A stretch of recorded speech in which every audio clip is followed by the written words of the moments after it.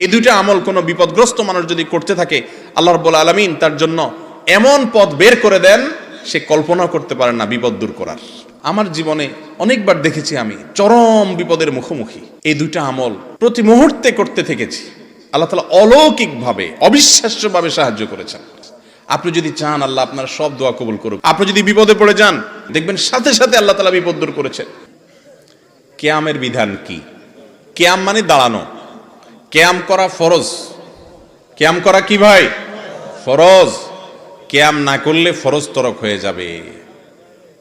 আল্লাহ তাআলা বলেছেন ওয়াকুমু লিল্লাহি কানিতিন, তোমরা আল্লাহর আনুগত্য করতে গিয়ে, আল্লাহর হুকুম মানতে গিয়ে দাঁড়িয়ে যাও, কিয়াম করো। কে নির্দেশ করেছে? আল্লাহ। তাহলে কিয়াম করা কি? ফরজ। তো বসে আছেন কেন? কিয়াম করা ফরজ হলে আমরা সব বসে আছি কেন? ও নামাজের সময়, মাশাআল্লাহ, এই তো আপনারা ধরে ফেলছেন।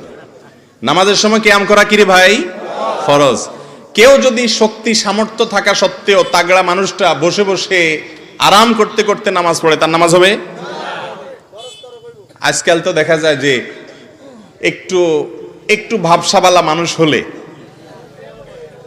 একটু আল্লাহ তাআলা তাকে হয়তো কোনো দিক থেকে একটু বড় করেছেন, সবাই না, আবার অনেক লোক আছেন অসুস্থ হয়ে চেয়ারে বসেন। কিছু কিছু লোকের কথা বলতেছে যে সব কাজ করে, লাফালাফি কুদাকুদি নাচানাচি সবই পারে মাশাআল্লাহ, কিন্তু ভদ্রলোক মসজিদে আসলে চেয়ার টেনে বসে। চেয়ারে কিন্তু বসে নামাজ পড়া জায়েজ আছে যে ব্যক্তির জন্য এছাড়া বিকল্প নাই, সে বাধ্য, মাজার রোগ, কোমরের রোগ, অসুখ বিসুখ হয়েছে, ঠিক আছে। কিন্তু অনেকে আছে যে অহেতুক একটু সামান্য শরীরটা মেজমেজ করতেছে, আজকে শরীরটা ভালো লাগতেছে না, বসে নামাজ শুরু করছে। তো এই কিয়াম না করলে নামাজ হবে? কিয়াম করা মানে দাঁড়ানো।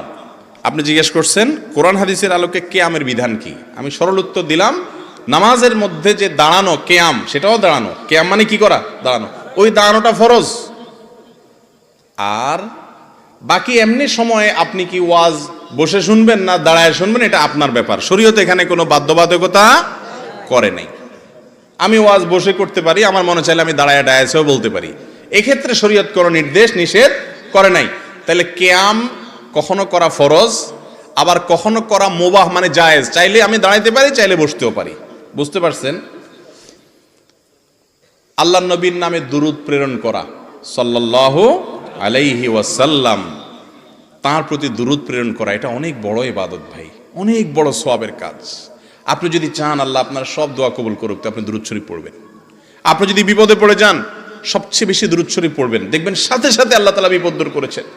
দুটি আমল, দুরূদ আর ইস্তেগফার, আমার জীবনে অনেকবার দেখেছি আমি চরম বিপদের মুখোমুখি এই দুইটা আমল প্রতি মুহূর্তে করতে থেকেছি। আল্লাহ তাআলা অলৌকিকভাবে অবিশ্বাস্যভাবে সাহায্য করেছেন। নবী করিম সাল্লাল্লাহু আলাইহি ওয়াসাল্লামের হাদিস থেকে স্পষ্ট বোঝা যায় দুরূদ এবং ইস্তেগফার এই দুইটা আমল কোনো বিপদগ্রস্ত মানুষ যদি করতে থাকে, আল্লাহ রাব্বুল আলামিন তার জন্য এমন পথ বের করে দেন সে কল্পনা করতে পারে না বিপদ দূর করার। তো এই যে দুরূদ, এত ফজিলতপূর্ণ আমল, এই দুরূদটা বসে পড়বে না দাঁড়ায় পড়বে? কথা বলেন। দুরূদ বসে পড়তে হবে না দাঁড়ায় পড়তে হবে? কোথায় আছে দুরূদ বসে পড়তে হবে? এই যে আন্দাজে ফতোয়া দিলে তো হবে না ভাই। কোরআন হাদিসে কোথাও বলা হয় না যে তোমরা দুরূদ পড়ার সময় অবশ্যই বসিয়া বসিয়া পড়িবে, দাঁড়িয়া পড়িতে পারিবে না, কোথাও নাই। তা আপনি অযথা কথা কেন বলতেছেন? দুরূদ বসে পড়বে না দাঁড়ায় পড়বে, কোরআন হাদিসে ব্যাপারে কিচ্ছু বলা হয় না। অতএব এই বসা লোকেরাও দুরূদ পড়তে পারবে, দাঁড়ানো লোকেরাও দুরূদ। কথা কি বুঝতে পারছেন? দুরূদ বসেও পড়ানো যায়, দাঁড়ায়ও পড়া যায়, শুয়েও পড়তে পারে কেউ, কোনো অসুবিধা নাই। কিন্তু কেউ যদি মনে করে দুরূদ পড়তে পড়তে পড়তে পড়তে পড়তে পড়তে একটা পর্যায়ে সবাই দাঁড়ায় যাইতে হবে, তাহলে সমস্যা আছে। কারণ আপনি দুরূদ পড়তে পড়তে যে হঠাৎ দাঁড়ায় গেলেন, ভাই আমার, আপনাকে কি আল্লাহ রাসূল সাল্লাল্লাহু আলাইহি সাল্লাম দুরূদ পড়ার ব্যাপারে বলেছেন? এই কথা কোরআন হাদিসে কোথাও আছে যে তোমরা যখন দুরূদ পড়বা আমার প্রতি, পড়তে পড়তে পড়তে পড়তে একটা পর্যায়ে আমার সম্মানে তোমরা দাঁড়ায় যাইতে হবে, এরকম কথা যদি আমার নবীজি বলে থাকেন অবশ্যই দাঁড়াইতে হবে। কোরআনে যদি বলে থাকে অবশ্যই করতে হবে। আর যদি কোরআন হাদিস না বলে, তা আপনি বসা আলাদেরকে বলবেন ভাই দুরূদ পড়তেছেন দাঁড়ায় যান, অথবা দাঁড়ানোদেরকে আমি যদি বলি ভাই আপনারা দাঁড়ায় দাঁড়ায় দুরূদ পড়তেছেন কেন, বসে যান, এ দুইটার কোনোটাই করার অধিকার আমার আছে নাই। আমাদের যেসব ভাইয়েরা দুরূদ পড়তে পড়তে হঠাৎ দাঁড়ায় যায়, ওনারা কিন্তু নবীজির সম্মানার্থে দাঁড়ায়, ঠিক না ঠিক? নবী করিম সাল্লাল্লাহু আলাইহি ওয়াসাল্লামের প্রতি সম্মান ভালোবাসার জন্য দাঁড়ায় না? কিন্তু ভাইরে, নবীর প্রতি ভালোবাসা প্রকাশের পদ্ধতিটাও হইতে হবে নবীর বাতানো। নিজের মন গড়া পদ্ধতি যদি বাহির করে ইবাদতের, তাহলে সেটা নবীজি সতর্ক করেছেন বিদআত করতে। ভাইরা আমার, যারা কিয়াম করেন, মিলাদ পড়তে পড়তে দাঁড়ায়া কিয়াম করেন, তাদের প্রতি আমাদের অনুরোধ, রাগ করার কিছু নাই ভাই। আমি আপনার মুসলমান ভাই, আমি চাই আপনি আমার সাথে জান্নাতে যান, আমি আপনার সাথে জান্নাতে যেতে পারি। আমি আপনার ভালোর জন্য বলছি।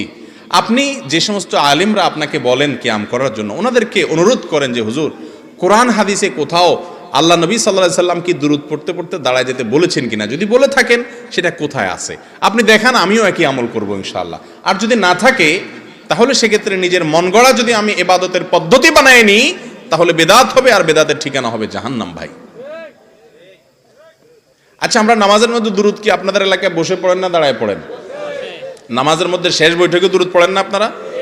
এই দুরূদটা কি বসে পড়েন না দাঁড়ায় পড়েন? এই দুরূদের চেয়ে শ্রেষ্ঠ কোনো দুরূদ নাই। সাহাবীরা দুরূদ শিখতে চাইছেন, নবী করিম সাল্লাল্লাহু আলাইহি ওয়াসাল্লাম দুরূদ ইব্রাহিম শিখাইছেন।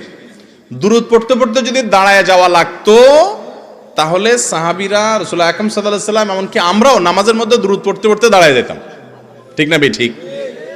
নামাজের চাইতে গুরুত্বপূর্ণ কোনো অবস্থা মানুষের হতে পারে?